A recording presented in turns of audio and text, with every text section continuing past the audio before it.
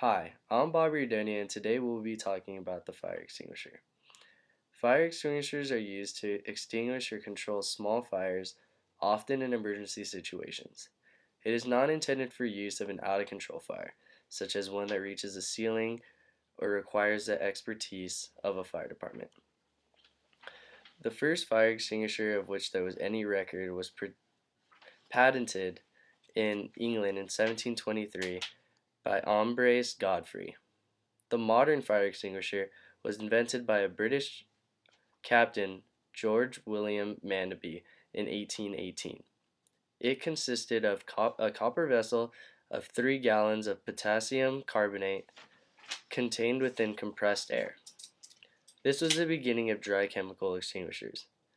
The first carbon dioxide extinguisher, or CO2 extinguisher, was invented in 1924 by the Walter Kidd Company in response to Bell Telephone's request for an electrically non-conductive chemical for extinguishing the previously difficult to extinguish fires in telephone switchboards.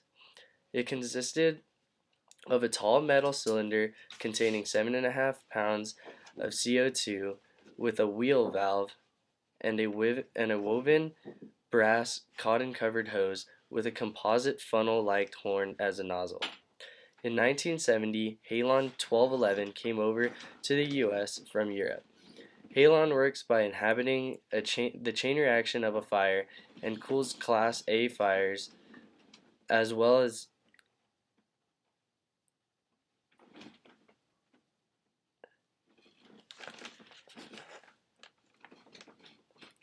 Halon works by inhibiting the chain reaction of the fire and cools Class A fuels as well. Halon is still in use today but is falling out of favor for many uses due to its environmental impact.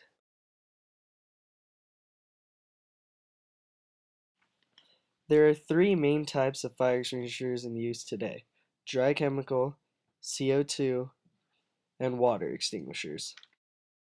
Fires start when a flammable and/or combustible material in combination with a sufficient quantity of an oxidizer such as oxygen gas or another oxygen-rich compound reaches its temperature above flash point and is able to produce a chain reaction. This is commonly known as the fire tetrahedron. By removing any one leg of the fire tetrahedron, any fire can be extinguished. Dry chemical extinguishers are powder-based and extinguish fires by smothering them and taking out the oxygen leg of the fire tetrahedron. There are 3 types of dry chemical compounds used in dry chemical extinguishers for different types of fire. There are 5 types of fire: Class A, ordinary combustibles such as wood and paper;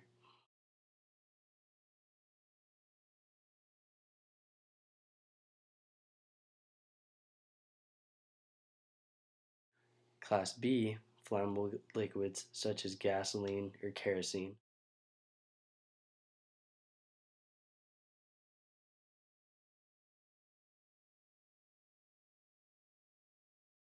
Class C, energized electrical such as a switchboard or a transformer of some sort;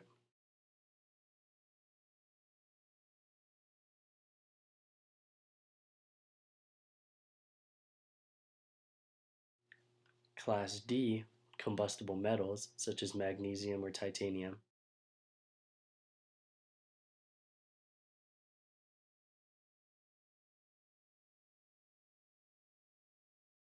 and Class K, which are kitchen grease fires coming from animal fats.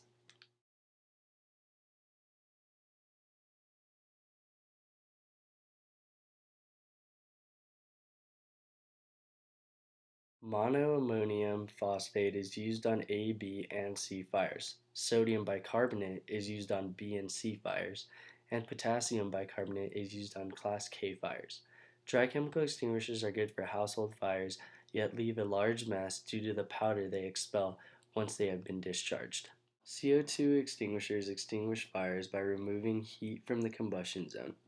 They are labeled clean agents because they do not leave any residue after discharge, which is ideal for sensitive electronics and documents.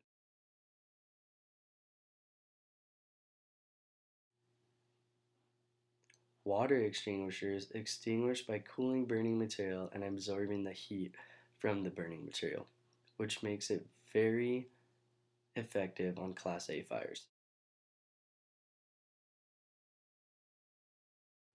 The use of a fire extinguisher is very simple. Most people use the acronym PASS, which stands for pull, aim, squeeze, and sweep.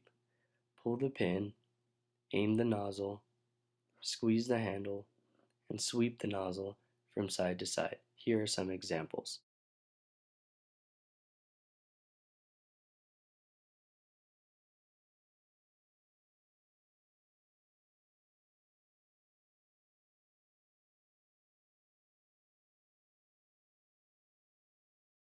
Finally, we come to fire extinguisher maintenance.